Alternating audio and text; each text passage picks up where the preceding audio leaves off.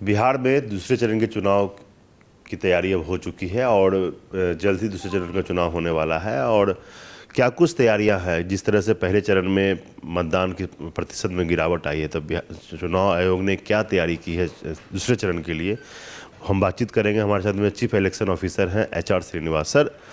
जिस तरह से पहले चरण में चुनाव परसेंटेज घटा, आप लोगों ने सर्वे कराया, उसके बाद जो दूसरे चरण का चुनाव होना है 26 तारीख को, उसके लिए क्या कुछ तैयारियां हैं?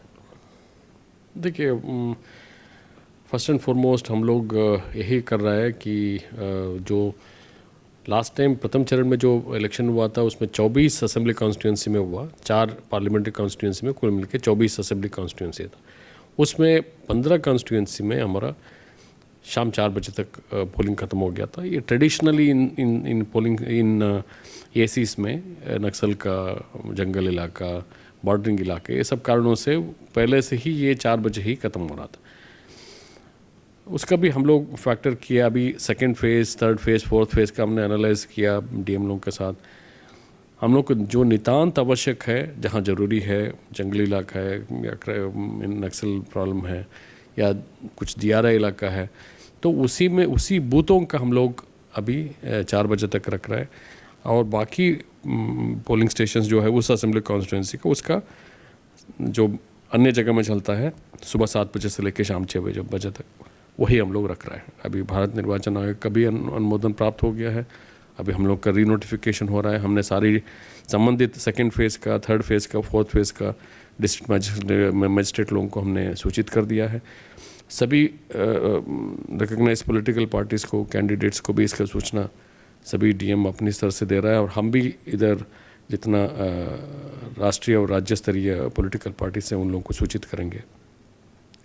सेकंड है, हम लोग जो सुनिश्चित न्यूनतम सुविधाएं है, जैसे पीने का पानी, टॉयलेट, रैंप, राइलिंग और मोस्ट इम्पॉर्टेंटली छाया। तो पोलिंग स्टेशन का बगल वाला रूम खाली है तो उसमें फर्नीचर लगा के मतदाता जब आएंगे अपना बारी आने तक उसमें रूम में बैठे रहेंगे। अगर रूम नहीं है, कॉरिडोर है, तो कॉरिडोर में हम लोग फर्नीचर की व्यवस्था कर रहे हैं ताकि वो उसमें बैठ जाए। अगर रूम भी नहीं है, अगल बगल में कोई खाली रूम नहीं है, कॉरिडोर भी नहीं है, तो हम लोग शामियाना लगा रहे हैं ताकि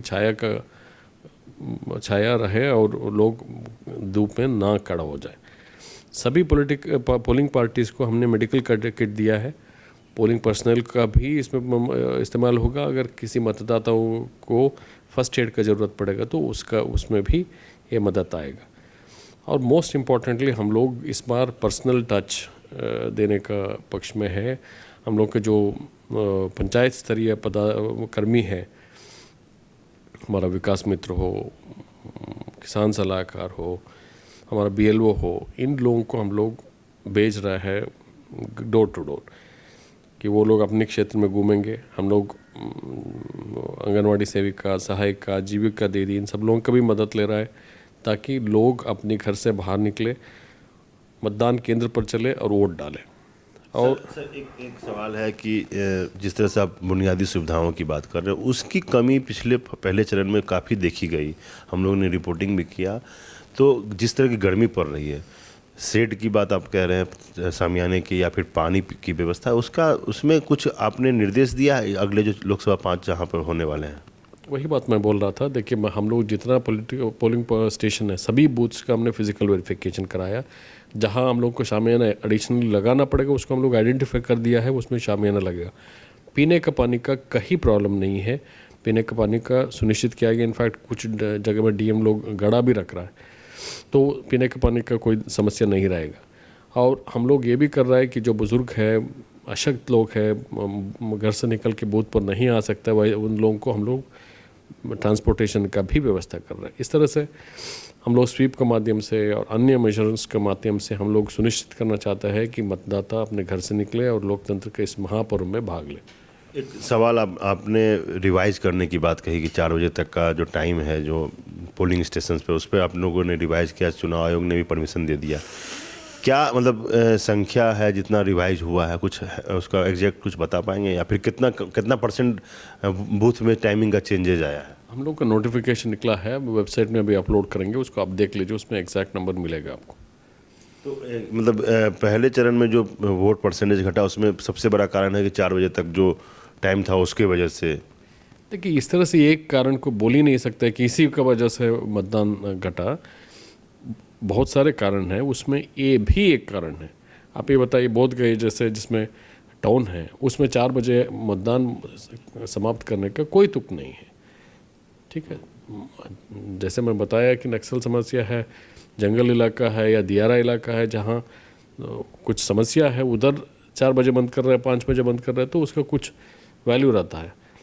लेकिन ये इसलिए हम लोग उसका पूरा का पूरा रिव्यू किया है, उसके बाद प्रपोजल भेज के माननीय इलेक्शन कमीशन ऑफ इंडिया से हमने परमिशन लिया है। सुरक्षा के क्या इंतजाम रहेंगे 26 तारीख को जो वोटिंग होना है? पुख्ता इंतज़ाम रहेगा। हम लोग को पर्याप्त संख्या में CAPF कंपनीज मिल चुका है, स्टेट पुलिस भी है। हम लोग हर पोलिंग स्टेशन में सुरक्षा व्यवस्था रहेगा। पहले चरण में कुछ वोट बहिष्कार की भी घटनाएं हुई, सूचना हुई, लगातार DM गए, समझाते भी रहे, लेकिन लोगों ने वोट नहीं किया था। ये दुर्भाग्यपूर्ण है, इसलिए नोटा भी ऑप्शन में है। ये दुर्भाग्यपूर्ण है। हमने सारे DM लोगों को, बाकी अगले फेज वाला इन लोगों को बोल दिया है, इस तरह से कोई सूचना मिलती है तुरंत सीनियर ऑफिसर्स जाके मिलना चाहिए, उन लोगों को समझाना चाहिए। मतदान के दिन अगर बोलेगा ठीक है आज हमको ये फलना व्यवस्था चाहिए, नहीं तो हम आज वोट नहीं डालेंगे, तो उस दिन क्या कर सकते हैं सीनियर ऑफिसर्स? जाकर भी क्या कर सकता है? समझाना बुझाना छोड़ के व्यवस्था तो इमीडिएटली हो नहीं सकता है। तो हम लोग इस बार एक डिस्ट्रिक्ट में ऐसी रिपोर्टिंग हुआ, तुरंत SDO साहब गए, उनको समझाए बुझाए, वो लोग बोल दिया नहीं हम वोट डालेंगे। तो हम लोग प्रोएक्टिवली काम कर रहा है एडमिनिस्ट्रेशन। बिल्कुल। दूसरे चरण के चुनाव जहां 5 लोकसभा में होने हैं उसको लेकर के तमाम तैयारियां चुनाव आयोग की तरफ से की गई है। और सबसे बड़ी बात है कि जो पहले चरण में जो वोट परसेंटेज घटा है पिछले लोकसभा चुनाव की तुलना में, इस बार चुनाव आयोग पूरी तैयारी है कि इस बार वोट परसेंटेज ना घटे। और तमाम जो स्वयं सहायता समूह है उसका भी सहयोग चुनाव आयोग ले रही है। और सभी तमाम मतदान केंद्रों पर सशस्त्र सैनिक और जो अर्धसैनिक बल हैं तमाम मौजूद रहेंगे और हथियारबंद जवान सभी बूथों पे दिखेंगे। सहयोगी हीरा के साथ अभिषेक कुमार, पटना। Elite institute. अगर आपके अंदर चाह है तो एलीट आपकी राह है। IIT हो या मेडिकल, आप चाहते हैं अपने आप को उत्कृष्ट दिखाना, आप चाहते हैं खुद को एक IITian के रूप में दिखना या मेडिकल के क्षेत्र में आगे बढ़ना, तो एलीट आपके लिए एक बहुत बड़ी ताकत के साथ आपके सामने है। आइए, खुलिए, बढ़िए, पहुंचिए। Elite institute. कमाल करते हो जी, बच्चे घूमने की इतनी जिद कर रहे हैं और तुम हो कि तुम्हें फुर्सत ही नहीं मिल रही। अब इतनी गर्मी में जाए तो जाए कहाँ? इस गर्मी में मस्ती और फन का आ गया है परफेक्ट डेस्टिनेशन, वाइल्ड वादी, जहाँ है water park, bird park, flower park, trampoline park, amusement park, 250 feet लंबा, जिप लाइन और क्रिकेट स्टिमुलेशन का खूबसूरत नजारा। वाइल्ड वादी, 10 माइल चौक, रांची। वाइल्ड वादी यानी अनलिमिटेड फन और अनलिमिटेड मस्ती।